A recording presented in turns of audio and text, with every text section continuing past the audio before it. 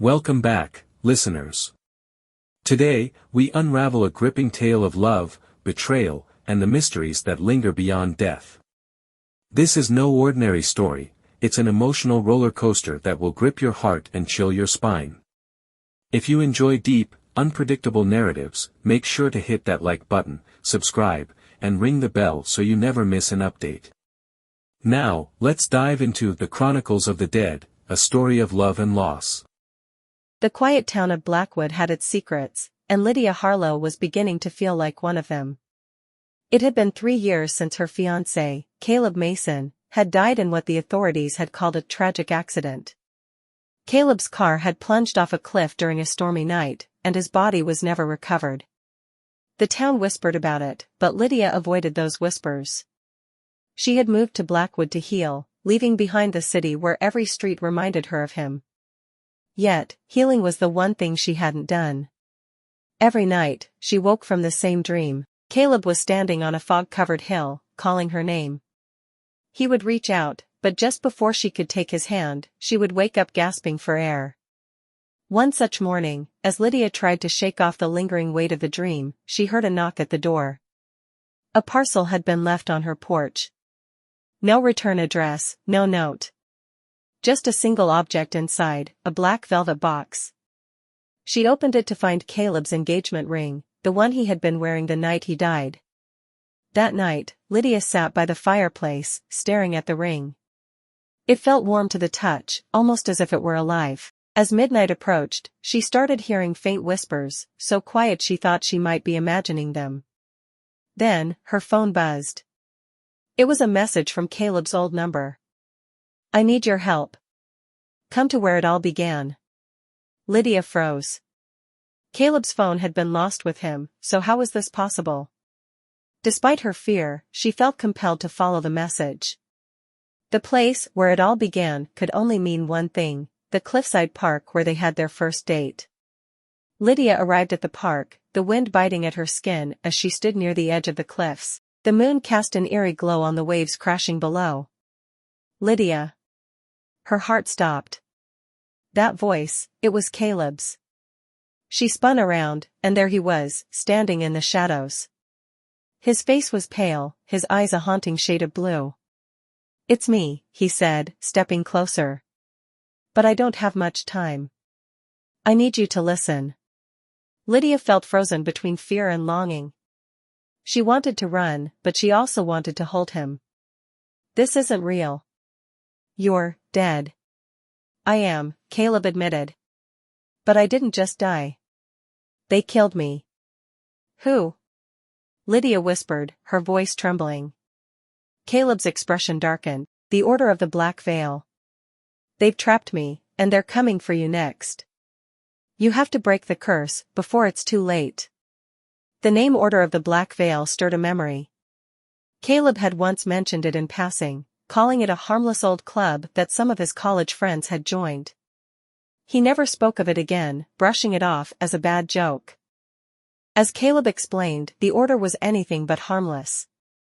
It was an ancient cult obsessed with immortality, using dark rituals to bind souls and prolong their lives. Caleb had unknowingly become part of one such ritual, a sacrifice meant to seal their power. "They're still watching you," Caleb said.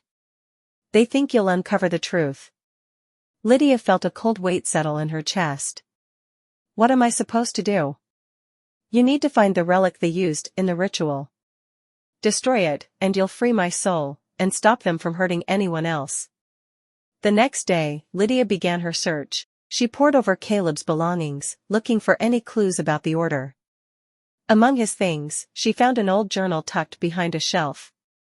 Inside were cryptic notes about secret meetings, strange symbols, and a name, Marcus Vance. Marcus had been Caleb's mentor, a wealthy philanthropist who had funded their college's archaeology program. Caleb had admired him, but the journal painted a different picture, a manipulative man who had lured Caleb into something sinister. Lydia confronted Marcus at his sprawling estate. He greeted her with a warm smile, but his eyes betrayed a cold calculation. "I'm sorry for your loss," he said smoothly. "Don't lie to me," Lydia snapped. "I know about the order. I know what you did to Caleb. Marcus's smile faltered. You don't understand the forces at play here. Caleb's sacrifice was necessary. The order protects the balance of life and death. By killing innocent people?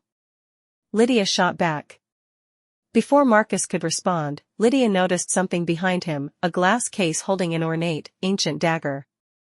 She recognized it from Caleb's journal as the relic used in the ritual. That night, Lydia planned to steal the dagger. She snuck into the estate, her heart pounding with every creak of the floorboards. But as she reached for the case, she was caught.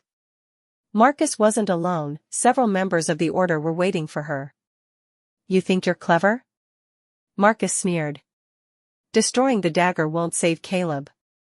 It will only unleash the chaos we've worked so hard to contain. Before Lydia could react, one of the members restrained her. Marcus raised the dagger, ready to strike. You're more trouble than you're worth. But then, the lights flickered, and a freezing gust of wind swept through the room. Caleb appeared, his form glowing with otherworldly light. You won't touch her, he growled, his voice echoing unnaturally. Chaos erupted. The room plunged into darkness as Caleb's spectral presence fought against the order's power. Lydia seized the opportunity, grabbing the dagger and fleeing into the night. Lydia knew she had to destroy the dagger, but she also knew the consequences could be catastrophic.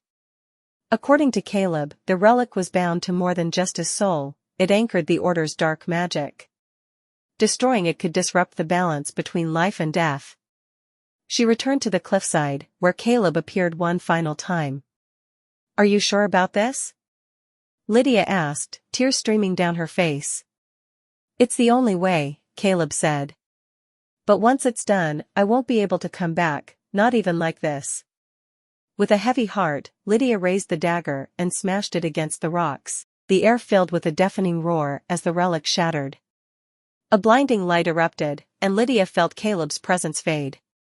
In the days that followed, Lydia noticed changes. The town felt lighter, as if a shadow had been lifted. The whispers stopped, and she no longer felt watched. But she also felt an emptiness where Caleb's presence had been. She had freed him, but it came at the cost of losing him forever. Months later, Lydia received a package in the mail. Inside was a photograph of Caleb, smiling on the cliffside where they had fallen in love. On the back was a message in his handwriting, "Thank you for giving me peace. I'll always be with you. Love, Caleb." As Lydia held the photo, she felt a warm breeze brush against her cheek, and for the first time in years, she smiled. And that's the end of this unforgettable journey. What would you do if faced with a choice like Lydia's? Let us know in the comments below. Don't forget to like, share, and subscribe for more stories that will touch your heart and stir your imagination. Hit that bell, and we'll see you in the next tale.